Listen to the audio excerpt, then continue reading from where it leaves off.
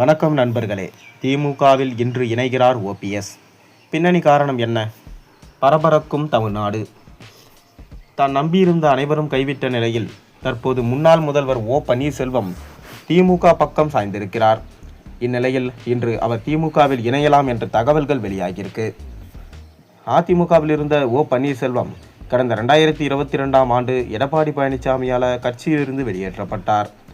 இருப்பினும் எப்படியாவது மீண்டும் அதிமுகவில் இணைந்துவிட வேண்டும் என்பதில் ஓபிஎஸ் குறியாயிருந்தார். ஆனால் கடைசி வரை அதற்கான வாய்ப்பை எடப்பாடி பழனிசாமி கொடுக்கவில்லை.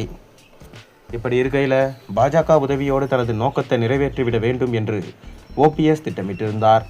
காலங்கள் சொன்ன அதிமுக தொண்டர்கள் உரிமை மீட்பு குழு என்று இயங்கி வந்த ஓபிஎஸ் விரைவிலே தனிமைப்படுத்தப்பட்டார்.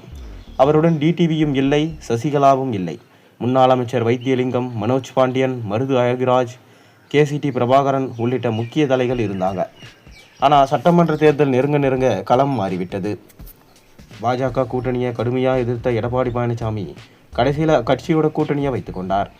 எடப்பாடி வந்த பின்னர் ஓபிஎஸ்ஐ பெரிதாக பாஜக கண்டுகொள்ளவில்லை.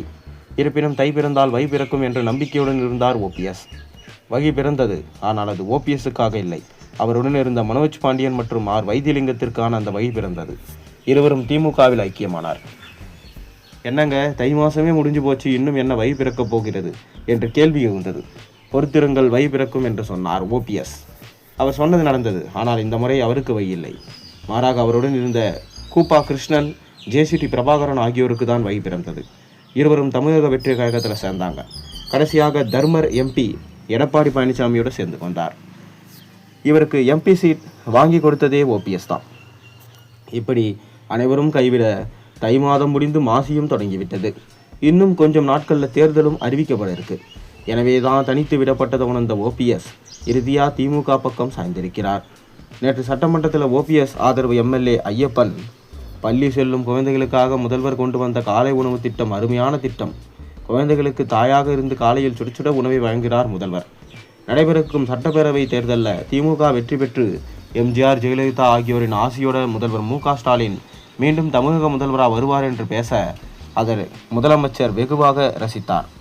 அதேபோல சட்டமன்ற நிகழ்வுகளை முடித்து கொண்டு வெளியே வந்த ஓபிஎஸ், திமுக ஆட்சி சிறப்பாக நிறைவு பெற்றதன் காரணமாக முதல்வரை சந்தித்து வாழ்த்து தெரிவித்தேன். தமிழக மக்கள் என்ன நினைக்கிறார்களோ அதைதான் ஐயப்பன் சொன்னார். இன்றைய அரசியல் சூழ்நிலை, 5 ஆண்டு கால ஆட்சியின் நிலை, நாட்டுக்கு செய்த சாதனை மக்கள் மனதில் ஆழமாக பதிந்துள்ளன. மீண்டும் ஆட்சிக்கு வருவதற்கான வாய்ப்பு திமுகவுக்கு இருக்கு என்று கூறி முதலமைச்சரை 2 முறை சந்தித்தார். இந்த சந்திப்புகள் மற்றும் பேச்சுகள் ஓபிஎஸ் திமுக பக்கம் இணைவதை உறுதி செய்திருப்பதாக அரசியல் வட்டாரங்கள் தெரிவிக்கின்றன. இன்று அநேகமாக ஓபிஎஸ் திமுகவில் இணைவார் என்று சொல்லப்படுகிறது.